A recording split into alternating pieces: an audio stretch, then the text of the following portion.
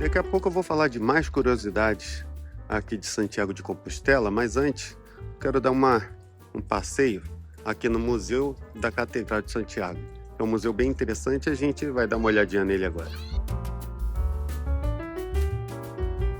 Esse museu é interessante que ele mostra a construção em si, conta a história da catedral, mas desde lá do início, então vem em ordem cronológica.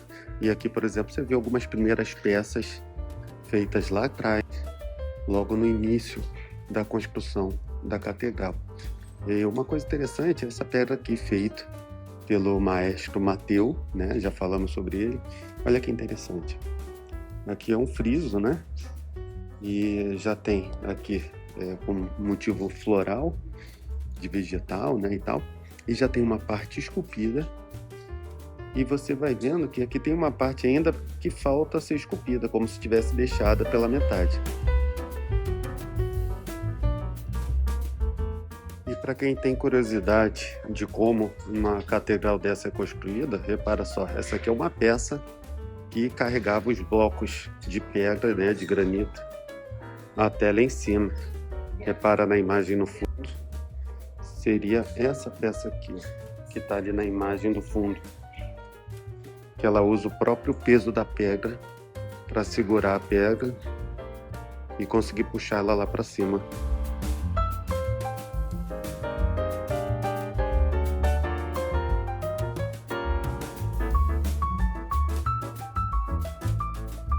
Agora, é legal reparar que esse museu, ele está aqui do lado da catedral, né? Faz parte de toda a estrutura. E aqui você ainda vê os blocos de pedra com as demarcações de quem esculpiu, né? Do pedreiro, para que ele pudesse depois receber o valor de acordo com a quantidade de blocos que ele fez.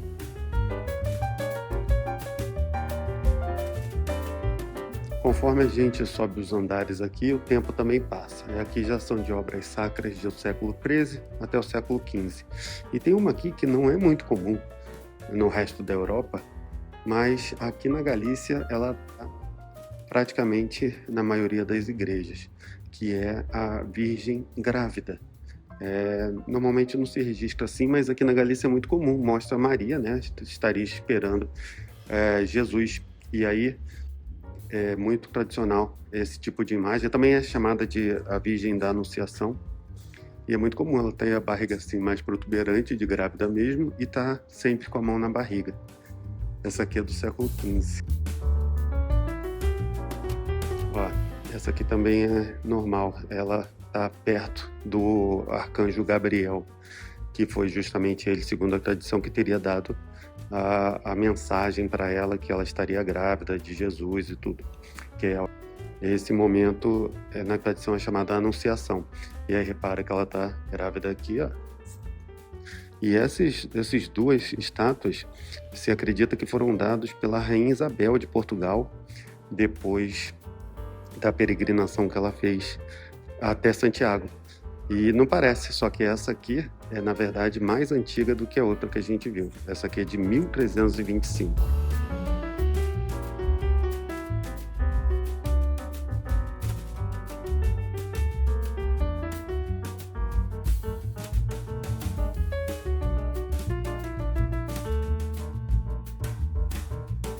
Essa parte aqui é dedicada ao Santiago.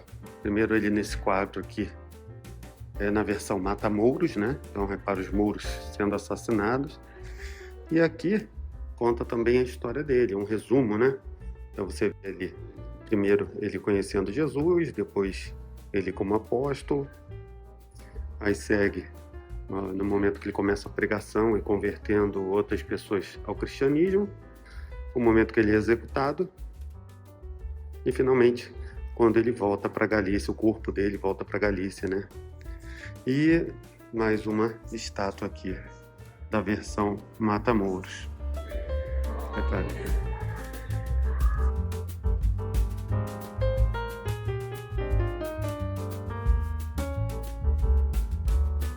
Olha o tamanho desse altar aqui, feito pro rei Fernando III. Gigantesco. E todo em madeira esculpida.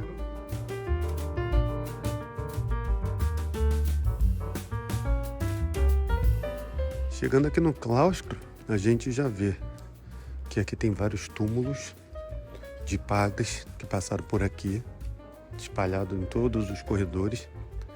E ali no centro tem a fonte que ficava, na verdade, na frente da catedral, antigamente, que era usada pelos peregrinos, né, para se lavar e tal, antes de entrar na missa, antes de entrar na catedral. E lá também o sino original, que na década de 1980 foram substituídos pelo que tem hoje lá.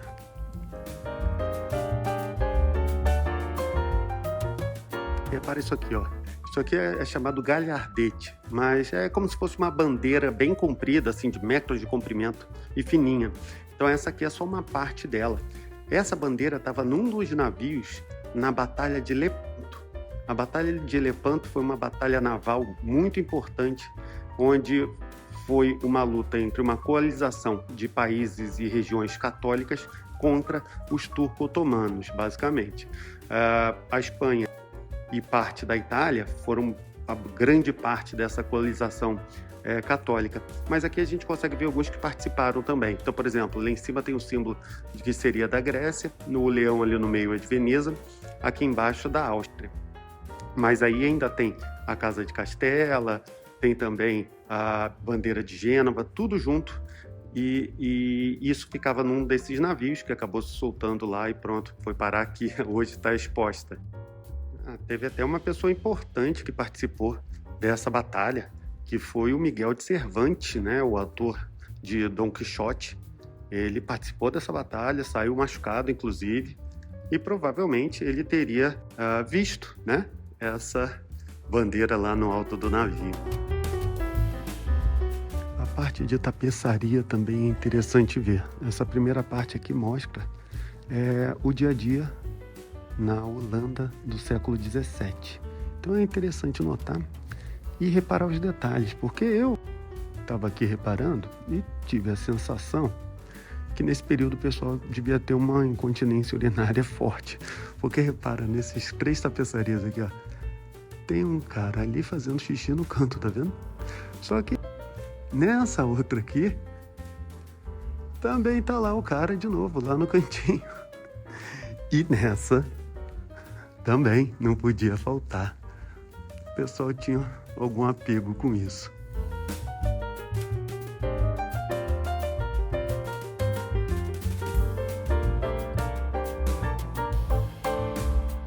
E não deixa de vir até a última sala mais escondidinha de tapeçaria, que essa aqui são tapeçarias feitas por um artista espanhol que eu gosto muito, que é o Francisco Goya.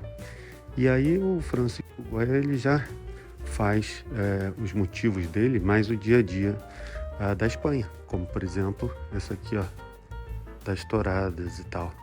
Mas é bem interessante ver também essa diferença.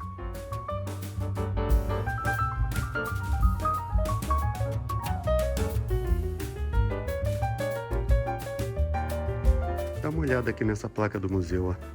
Esse aqui está escrito em galego. Olhando rápido até lembra o português, mas você vê que tem algumas diferenças. O galego, na verdade, está mais próximo historicamente, né, do português, de Portugal, né, do que da Espanha, do espanhol.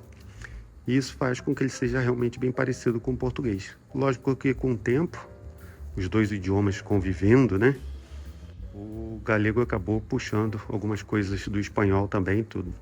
Teve também durante o período da ditadura aqui, do Francisco Franco, o idioma galego foi proibido, assim como aconteceu na Catalunha, como aconteceu também no País Basco. Todos eles tinham seu próprio tipo de idioma. E foi tudo proibido durante a ditadura, só depois que o Franco morreu, que eles voltaram a falar, e hoje tem placas e tudo com o idioma local. E é realmente diferente, a sensação que dá é que é um idioma mais ou menos entre português e espanhol, alguma coisa derivada dos dois. Porque repara, esse aqui do lado é o espanhol mesmo.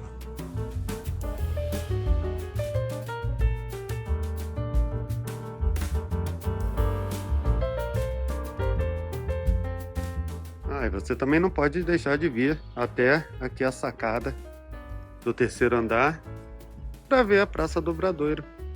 Aqui de um outro ângulo, os peregrinos vão chegando.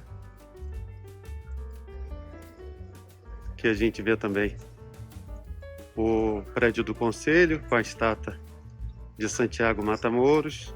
E lá atrás o Hospital dos Reis Católicos também.